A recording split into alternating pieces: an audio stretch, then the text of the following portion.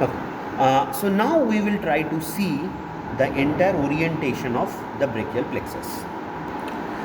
So as we can see, these are the various cords of the brachial plexus, or rather not the cords, the branches that are coming out from the cords of the brachial plexus. And as you can see, it's a bit muddy structure here.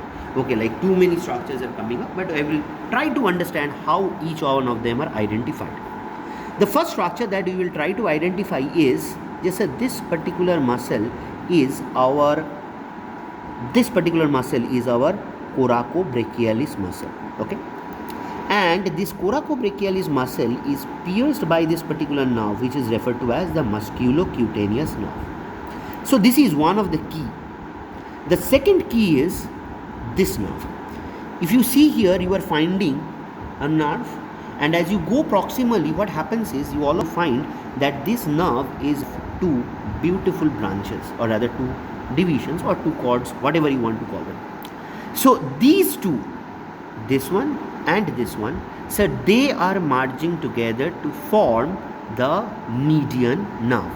So this one is the lateral root of the median. This is the medial root of the median. Now, how are we telling this? Sir, very simply, if you look towards the entire limb, with 1.5 now if you are looking towards the entire limb, what you find is, yes sir, this is like the lateral aspect of the limb, whereas towards this table or the board is the medial aspect of the limb. So if this is the medial aspect and this is the lateral aspect, we have this particular cord on the lateral side, number one. Number two, if we go a bit up, we have already identified this nerve as the musculocutaneous. So as I am moving this musculocutaneous, what happens is you also find this root to move. So we know musculocutaneous is coming from the lateral cord. So this is the second branch from the lateral cord that is coming. So this is the lateral root of the median. Once we have found out the lateral root of the median, this is our medial root of the median, combining together to form the median nerve, which will now go into the region of the forearm via the cubital fossa that we will discuss later. Now let us come back here. So we have found out two nerves, the musculocutaneous, the lateral root of the medial root of the median, forming the median nerve proper. Now the next thing is, so this particular structure. If you take this, you will note that this is being rolled, and with respect to the rest of the structure, this is a much wider structure, and it's quite flattened. Unlike this, does not have a cord-like appearance. So definitely this is my axillary artery. This particular structure is axillary artery. So if this is my axillary artery, this is the median nerve. This is the musculocutaneous nerve that we have identified. Now let us go and see the rest. We will just lift this. Automatically we will find another nerve here. And as we are tracing this nerve, what we find is it is going. So this is the region of the elbow. So this goes on the behind the medial epicondyle. So this is a medial epicondyle. So this particular nerve is actually going behind the medial epicondyle. So you understand that this particular structure is nothing but your ulnar nerve. So we have identified the two very important branches from our medial cord, that is the medial root of the median and the ulnar.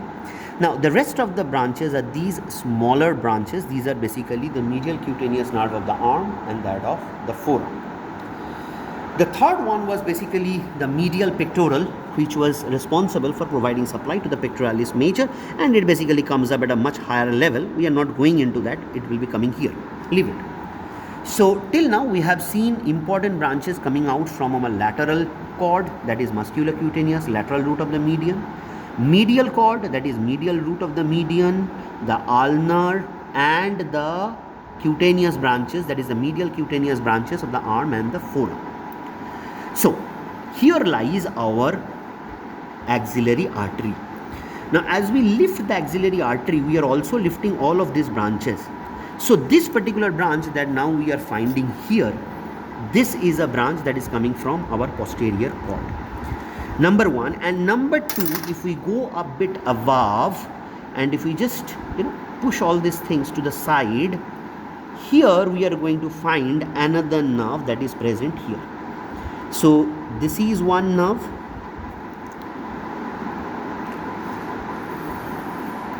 I hope everybody can see this. Here is one nerve, very clearly visible nerve, this one, and then we have this nerve. So this nerve, as you see, this is coming in front and this is trying to go posterior to the humerus, that is the shaft. So you can actually see my finger moving. So this nerve is passing through the lower triangular. Okay, this is passing through the lower triangular because this particular muscle is my teres major. This particular muscle is a teres major. So if this is a teres major, then this particular nerve that we are seeing is my radial nerve. And if we go above, here we are finding the portion for the surgical neck. So this is the surgical neck, that is the region of the glenoidal head, that is the humeral head. So just beneath it we have got the neck. So along the neck we have found this particular nerve, which is our axillary nerve. Now remember, these structures are very easily identified, that is the radial and the axillary are very easily visible and identifiable from the posterior aspect.